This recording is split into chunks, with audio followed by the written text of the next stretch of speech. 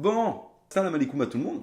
Donc je fais cette petite vidéo tout simplement parce que j'ai surkiffé. Et je me suis dit vas-y, je vais faire un truc. Pourquoi pas faire partager ça. C'est mon expérience, donc en tant que touriste qui vient pour la première fois dans le Maroc et à Marrakech pour le coup, parce que j'ai été à Marrakech au sein de la Médina et à l'extérieur, j'ai vu 2-3 trucs un peu à part. J'étais dans un riad. C'est pas ma première fois en Afrique. Je suis déjà allé il y a peut-être 10 ans je crois.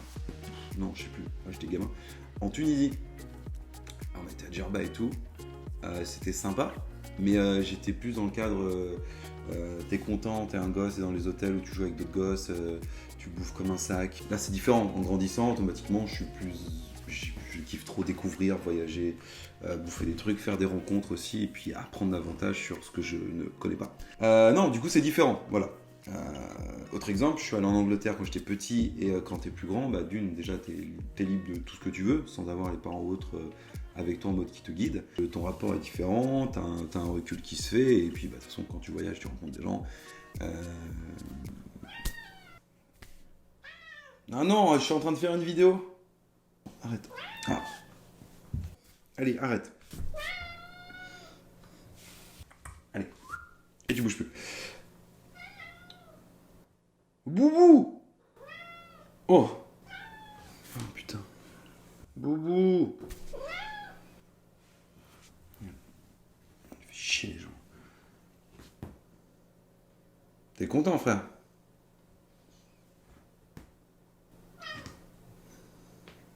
C'est parti pour une vidéo du coup sur le Maroc de façon très touriste, totalement en découverte.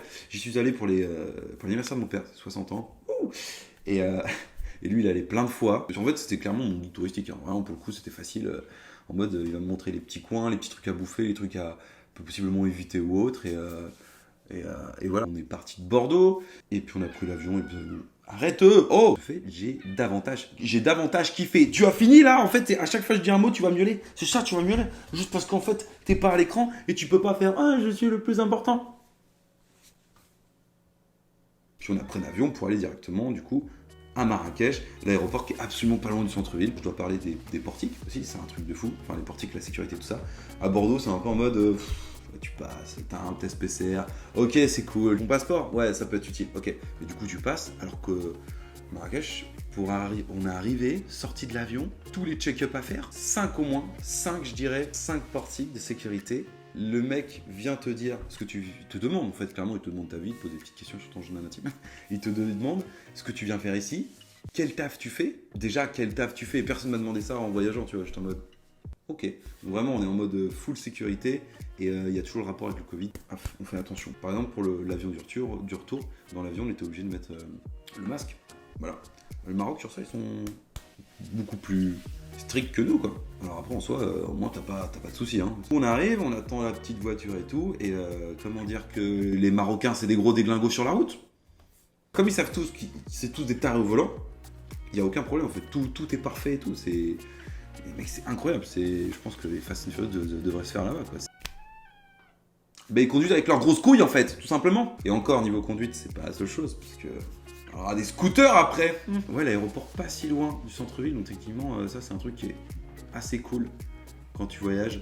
C'est quand tu dois prévoir ton cheminement de l'aéroport pour aller à ton hôtel, Airbnb, riad ou auberge de jeunesse, c'est grave chiant. Des fois, ça peut coûter cher si t'as pas les bus qu'il faut et tout. À Marrakech, c'est assez cool. Puis après, effectivement, c'est pas cher du tout, c'est moins cher qu'en France ou même dans les pays européens parce que c'est du dirham, tu fais la conversion, 100 dirhams c'est 10 €. T'as plus tendance à lâcher les pourboires, des trucs en plus parce que d'une t'as des pièces que tu vas pas ramener. Si tu vas pas souvent, autant que tu laisses ton argent là-bas ou le convertir.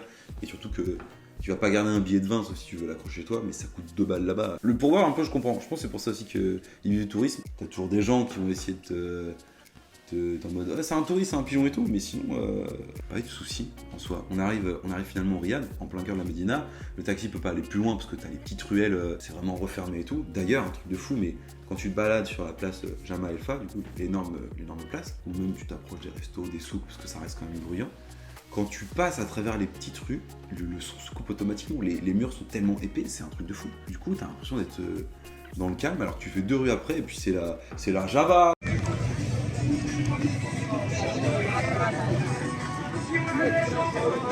T'as les scooters, t'as les gens qui passent de partout, t'as des charrettes, c'est vivant, de la musique et tout. On arrive, le riad, magnifique, j'en laisse témoigner ces images, vraiment trop cool. Ça me faisait penser au clip de Blaze.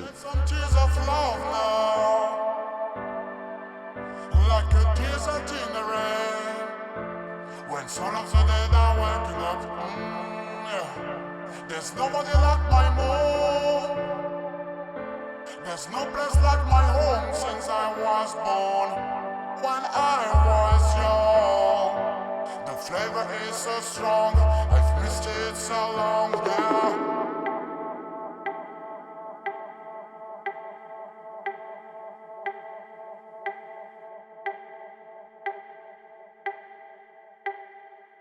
Malheureusement, c'est assez typique. Puis t'es pas dans un hôtel ou autre, et pour le coup, je me disais, bah c'est bien, parce que tu t'imprègnes beaucoup plus de la culture. La ville qui est assez fat pour le coup. Et je pense qu'en vrai, les labyrinthes à côté, c'est des petites bites. Hein. C'est des petites bites. Parce que tu te poses dans un souk quand tu connais pas. Il y a un moment vers la fin, je commençais à avoir. Parce que j'ai un sens de l'orientation qui est pas dégueu. Voilà. Mais pour le coup, c'est vrai que quand t'arrives là, waouh, t'es vite perdu quoi. Parce qu'en plus c'est coloré, ça bouge de partout, t'as de la musique.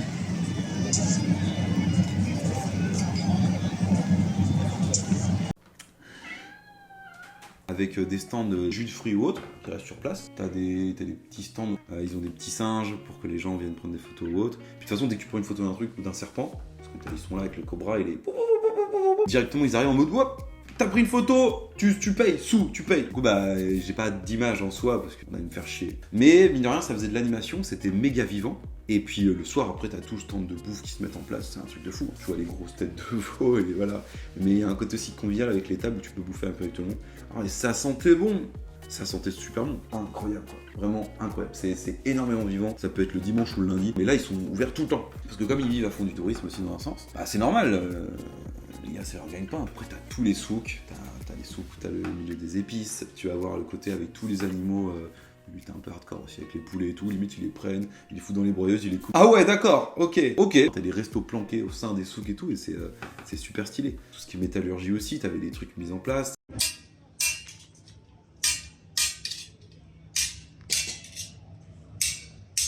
T'as plusieurs coins, après t'as plusieurs souks qui rassemblent d'autres choses à la fois, avec les épices, les trucs de thé, les trucs pour les soins. T'en prends plein les yeux tout le temps.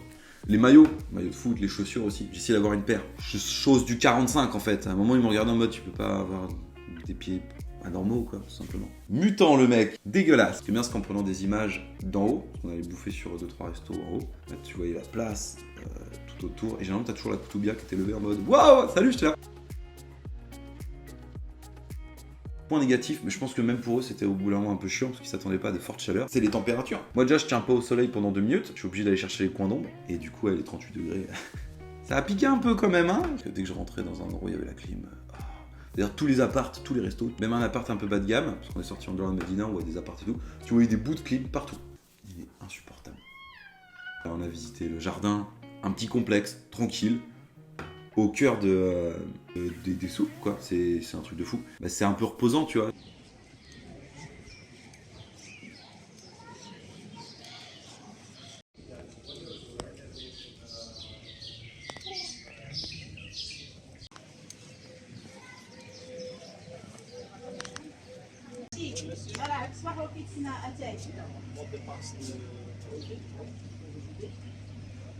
Un petit paradis au sein de la Médina. Et puis en dehors de la Médina, t'as les jardins Yves Saint-Laurent qui sont aussi incroyables quoi. Yves Saint-Laurent qui était totalement, on peut le dire je pense, amoureux de Marrakech et qui a laissé ses jardins du coup. Bah, nous aussi on est allés. Hein.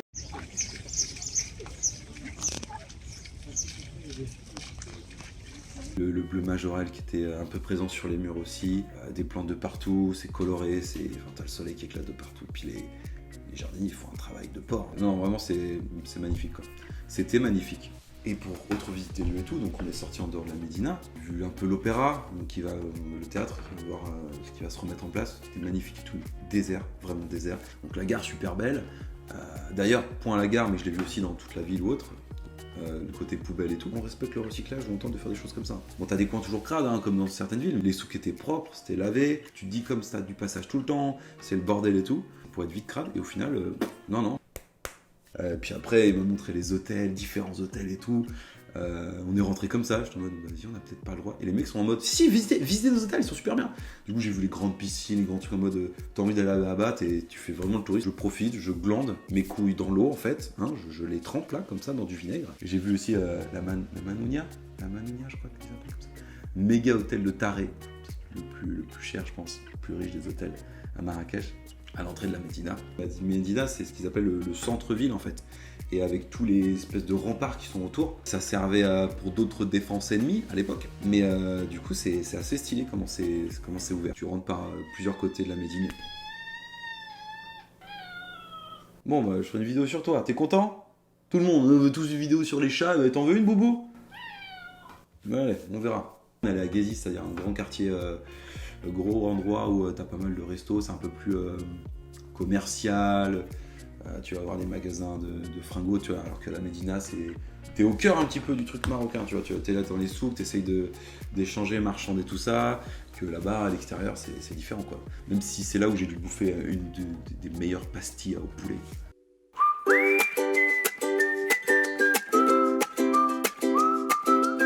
C'est une dinguerie, vraiment, la pastille au poulet, c'est peut-être le meilleur truc que j'ai bouffé. Hein. Et j'ai adoré la tagine au citron poulet. Hein. Donc, vraiment, les souks, c'était quelques images que j'ai pris. Après, j'avais pas passé mon temps à faire que ça. Bah si tu veux monter une vidéo, c'est peut-être plus logique, William, en fait. Ouais, ok, d'accord, c'est cool. Comme la Koutoubia ou les mosquées aussi. J'avais trop envie de rentrer dedans pour voir, tu vois, et tout. M'imprégner de ça, mais comme je suis pas musulman, tu peux pas rentrer dedans, quoi. Juste un moment, c'était un peu en trop large. Incroyable. Du coup, les gens ils priaient, ils y vont de temps en temps. Du coup, t'entends un peu sur la plage, elle fait un peu...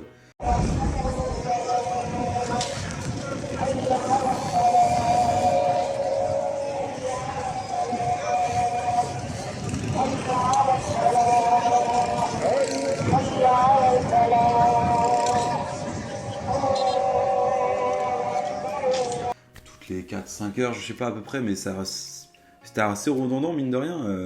En même temps, c'est assez sacré la prière là-bas, donc du coup, les gens se disent bah, je vais pas faire celle-ci de ce matin, on va aller à l'autre là, et puis oui, parce que ma montre en fait fait ça, ma montre. J'ai plusieurs montres. Et, ils enlèvent leurs chaussures, puis ils y vont quoi. Mais à l'intérieur, vraiment, j'ai vu un espèce de pilier, ça avait l'air magnifique. Puis là, les gens qui t'abordent, il y a un petit côté racoleur un peu, tu vois, mais c'est pas méchant, au contraire, ils sont là pour du tourisme, mais à un moment, ils sont là, vous avez faim, ils passaient avec leur truc et tout, mon ami, allez, tu viens de tout à l'heure et tout. Et t'es un peu paumé, t'es pas habitué à voir autant de ça, tu vois, parce que mine de rien, ils viennent quand même avec le smile, tu vois. Ils bossent, mais ils viennent quand même avec le smile, il y a quand même un truc, c'est pas méchant, il y a rien d'offensant, quoi. Et c'est assez cool. Le folklore que tu te bouffes dans la gueule, il est assez incroyable. Là, tu changes carrément de continent, tu bouffes autre chose. Et comment vivent les gens aussi, réagissent les gens, tu vois, leur culture, leurs traditions sont totalement différentes, donc voilà. Mais ce que j'ai aussi aimé, c'est évidemment la nourriture, la bonne bouffaille, là. Ah putain, c'était bon, ça.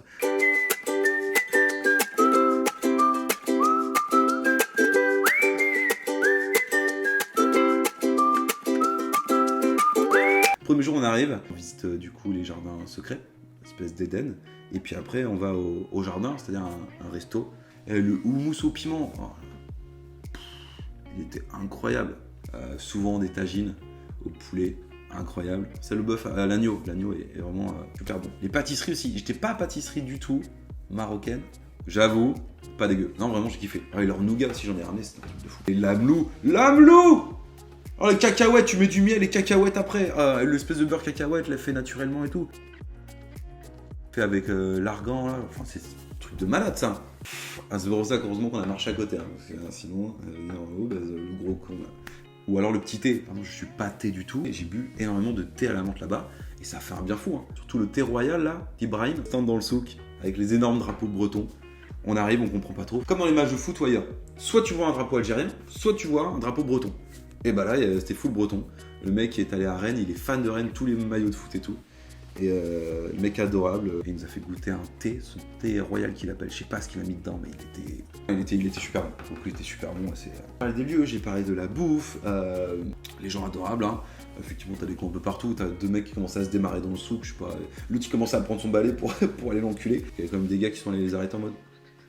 Ok, il y a les animaux. J'en ai compté au moins, je dirais 11. Moi, je comprenais pas, il y avait des hamsters, des cochons, t'as un pan en plein milieu du marché, de la plage d'Amaelfa qui arrive et qui est en train de faire sa life. Quelques chiens aussi.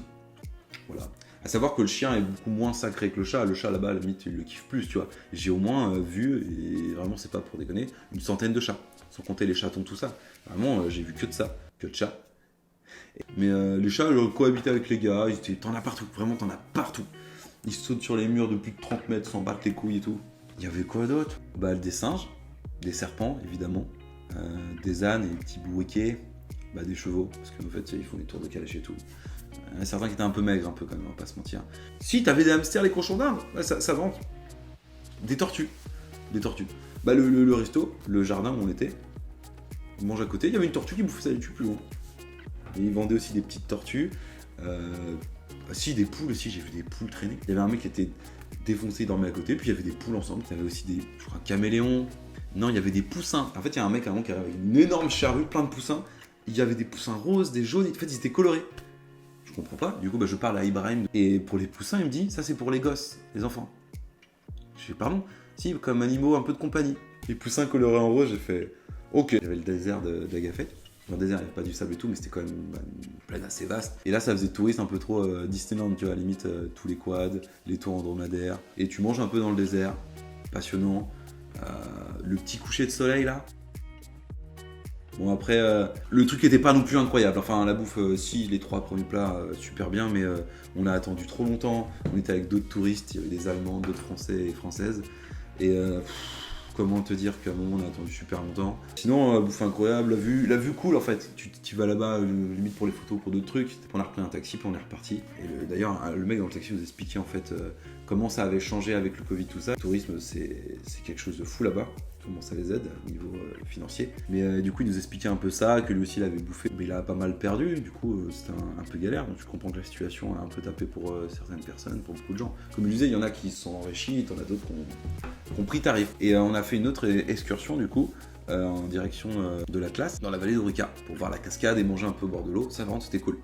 Donc, surtout pour aller à la cascade, tu montes un peu partout et tout. C'est là où on a rencontré un couple d'Espagnols, un peu âgé notamment pour le monsieur. Du coup, je l'ai aidé à descendre et à monter parce que bah, t'as pas des trucs de sécurité là-bas. Je pense qu'au Maroc, c'est pas qu'ils s'en foutent un peu, parce qu'ils pensent pas directement à ça, c'est plus la trappe touriste et tout, tu vois.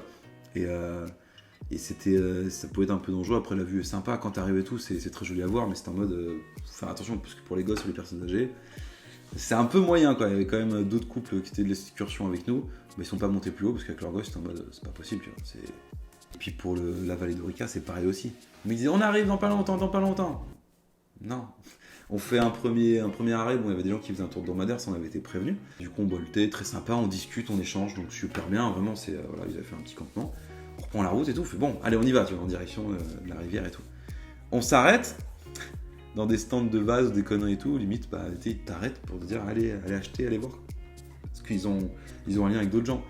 Et nous on était pas là pour ça, on fait putain ça va être long. On reprend la route, on s'arrête à nouveau dans une espèce de maison berbère, donc en soi c'était un peu sympa parce que voilà, il y a le délire de regarder comment ils faisaient le pain ou différemment, mais sinon bah, c'était pas fou parce que t'as des gens directement, ils sont là pour te vendre des trucs, tu vois, comme tu vois les mecs qui essayent de vendre des tours Eiffel, devant la tour Eiffel, bah, c'est pareil, là, ils vendaient pas des maisons berbères comme ça, mais ils avaient des petites pierres, des petites conneries et tout. Et tu vois qu'il y a vraiment des touristes, on va essayer de te pigeonner et tout, et t'es en mode. En fait, c'est que ça. Je comprends l'intérêt, mais ça devient usant parce que toi, t'as décidé d'aller à la vallée d'Orica pour voir telle ou telle chose. Tu sais qu'il y a un tel arrêt, mais tu t'attends pas à d'autres arrêts à la con, tu vois. Là, c'était le deuxième. Du coup, on repart encore. Et bon, après, dans la vallée, tu montes et tout, c'était super joli. Hein. Et puis, t'arrives enfin à la rivière. Et effectivement, le petit cours d'eau, très sympa. Ça a remis du temps pour ensuite repartir parce que tu vois la journée qui rallonge. Je fais bah. Ça devrait pas prendre autant de temps. C'est pour ça que je pense que t'as des gens, des fois, ils viennent. Ils prennent eux-mêmes une voiture, puis ils vont d'eux-mêmes, tu vois, pour visiter. Donc, l'arrêt dromadaire au petit thé, ça on va dire c'était prévu. L'arrêt village berbère. Non, l'arrêt où ça vend des vases, tout ça. Connerie. Touriste, normal. L'arrêt village berbère, enfin, juste la maison berbère. Voilà. Et l'arrêt, tous les bienfaits, tous les soins et tout, avec l'argan et tout ça qui va avec, mais c'était pas prévu. J'ai payé dans le truc, ce n'était pas prévu. Voilà, c'est ça le problème. Prévenez-moi en fait qu'il y ait tout ça, comme ça moi je suis pas surpris. Parce qu'au bout d'un moment tu te dis, bah attends, ils sont en train de nous entuber ou autre, et c'est un peu chiant, tu vois, parce que t'attends, blablabla. Effectivement, t'as toujours quelqu'un qui vient te dire, hey, tu veux acheter ça, c'est cool, viens acheter ça, c'est cool. les tombeaux saoudiens, du coup, plein cœur de Marrakech qu'on avait fait au dernier moment. C'était pas long en vrai, très sympa. Et en fait, ce qui est marrant, c'est que limite, c'est un cimetière quoi. Au final, t'as toutes les tombes qui sont un peu à côté, et puis tu marches, tu visites, tu regardes. Le truc est nickel, c'est tout propre.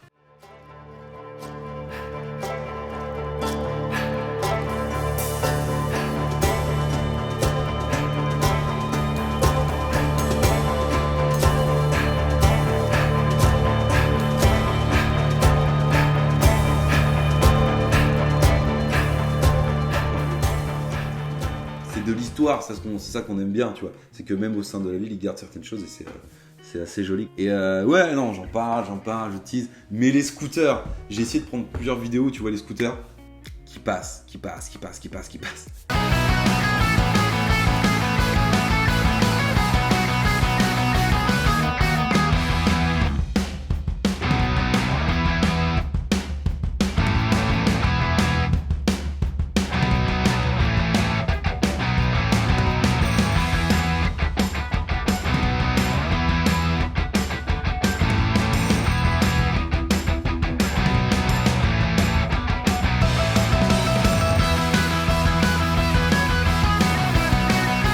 Les gars, mais vous êtes des gros malades. En plus, des fois, on en avait vraiment une petite ruelle. Les gars passaient, limite, je passe, je suis prioritaire.